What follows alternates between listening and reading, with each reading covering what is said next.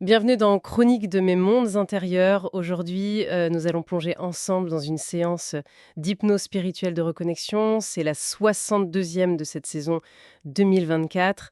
Un voyage intérieur profond et transformateur où Christophe est accompagné par Christine. Tout à fait. Et on va essayer d'extraire un peu la substance, les enseignements de cette séance à partir des extraits de la transcription qu'on a. Exactement, notre mission c'est ça, hein, trouver les pépites, les moments forts, les prises de conscience de ce voyage un peu singulier. Alors, allons-y. Ce qui m'a tout de suite frappé, c'est l'image de départ. Ah oui, l'aéroglisseur. Oui, c'est aéroglisseur pour la Manche, mais la porte d'embarquement reste ouverte et hop, il coule. Ça commence par un échec assez net, non? C'est ça qui est paradoxal. L'image est forte. On s'attend à une sorte de catastrophe ou au moins de frustration. Mais Christophe, lui, il ressent tout le contraire. C'est ça qui est fou. Au lieu d'être déçu, il parle de paix intérieure, de joie profonde. Et même plus, il dit se sentir participer à un chef-d'œuvre qui le dépasse. C'est c'est puissant comme décalage. Complètement. Donc, première leçon peut-être, l'événement extérieur, même raté, il n'a pas forcément de prise sur l'état intérieur. Exactement. C'est comme si cet échec, apparent, révélait en fait une richesse qui était déjà là, à l'intérieur, mais peut-être négligée ou pas vue. Et cette paix, il la compare même à Moïse descendant du Sinaï, le visage lumineux. C'est pas rien comme référence. Non, c'est une image très forte. Ça suggère une transformation profonde, quelque chose qui irradie de l'intérieur, qui dépasse les mots. Ce n'est pas juste être calme, c'est une expérience vécue comme nourrissante. Nourrissante, oui, il insiste là-dessus. Ce n'est pas une foi aveugle, genre tout va bien malgré l'échec. C'est plus. C'est plus l'appréciation du moment présent, de cet état intérieur, comme quelque chose de valable en soi, une source d'énergie propre. Peut-être que la vraie nourriture, elle est là, dans l'acceptation, même de ce qu'on ne comprend pas. C'est intéressant. Et cette paix ensuite, elle débouche sur l'idée de vivre en symbiose. Oui, mais pas une symbiose passive, attention. Pas une retraite du monde. Non, c'est ça. C'est plutôt le sentiment de n'être jamais seul. Exactement. Et l'analogie qu'il utilise après est très parlante pour ça. L'arc et les flashs. Oui. Avoir l'arc, le potentiel, ça ne suffit pas. C'est l'action de tirer la flèche, de s'exercer. Il dit se mesurer à soi-même, à sa confiance. C'est ça qui révèle la vraie capacité. Et qui permet de mieux se connaître sans avoir peur du jugement des autres. Voilà, c'est un appel à l'action juste en fait. Pas pour la performance, mais pour la découverte de soi. S'engager activement dans sa vie intérieure, mais aussi dans l'action alignée. D'accord. Et tout ce travail, il semble se faire un peu en sous-marin, non?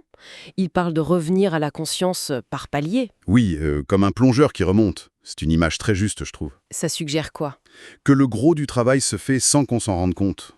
C'est ce qu'il semble dire avec son autre analogie, celle des tâches en arrière-plan de l'ordinateur. Ah oui, j'aime bien celle-là. Ça montre bien qu'il peut y avoir des processus hyper importants, une sorte de préparation psychique ou même un soin profond qui se déroule hors de notre conscience immédiate. L'essentiel est parfois invisible. Et le rôle de l'accompagnante, Christine, là-dedans? Il dit que sa présence fait une différence. Oui, mais pas par un contrôle ou une direction active, semble-t-il.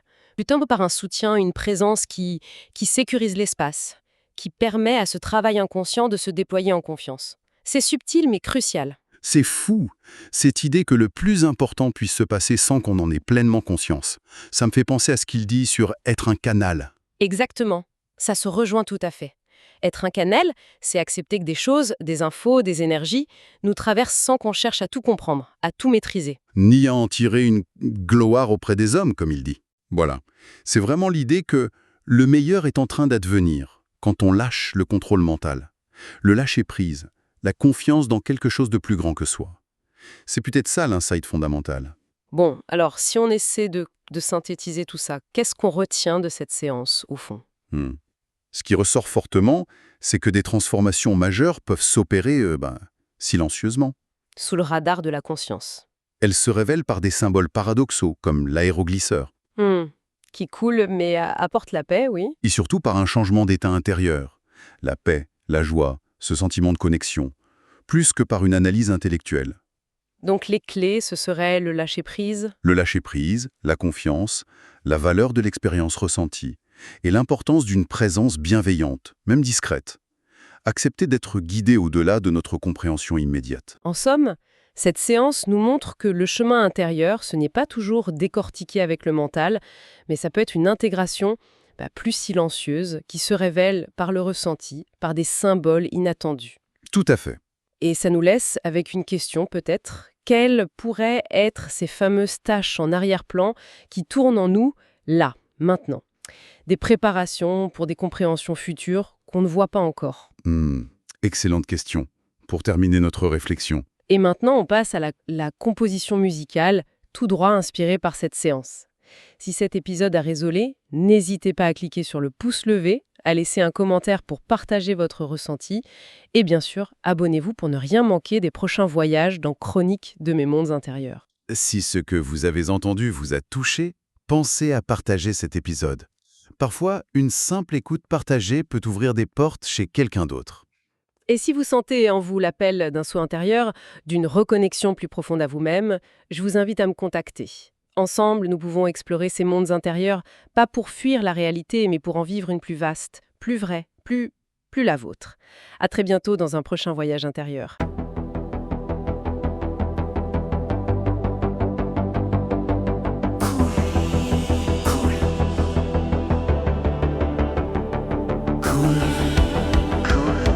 Et ne tombe pas, la paix est là.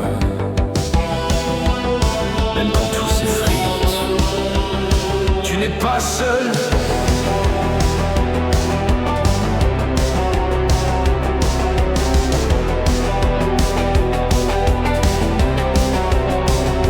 Je suis monté sur l'aéroglisseur. Le vent m'appelait, je croyais voler.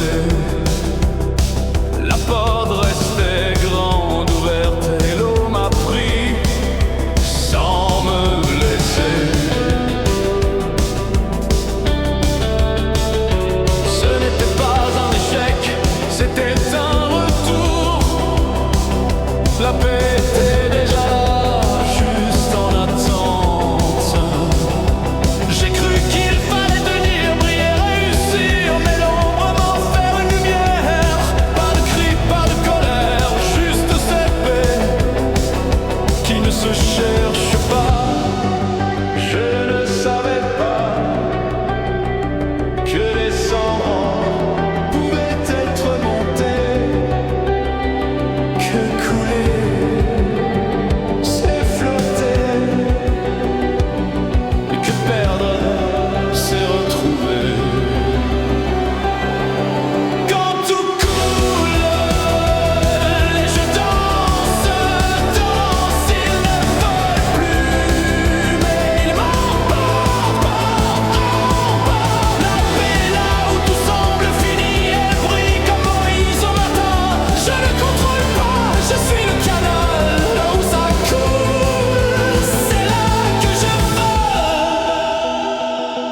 Canal, sans nom, flot, sans but, joie, sans cause. J'ai tendu l'arc sans viser la cible. Je n'ai tiré pour personne, juste pour moi. La flèche n'a pas cherché la gloire, elle a touché l'ombre et l'a fait chanter. Mes peurs ont cessé de parler, j'ai entendu mon cœur danser avec le silence. Les tâches en arrière-plan tournent sans bruit, un soin profond que mon esprit ne voit pas. Je ne comprends pas.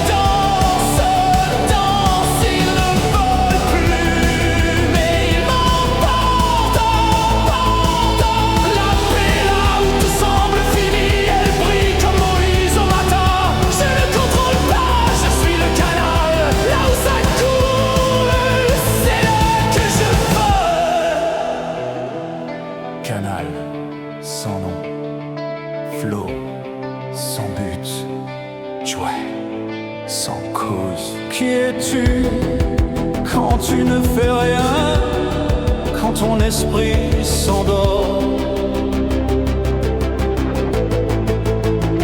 et que ton âme continue de préparer ce que tu ne vois pas encore? Les racines croisent dans l'obscurité, les fleurs ne demandent pas la lumière, elles la deviennent. Ta présence, c'est déjà la guérison.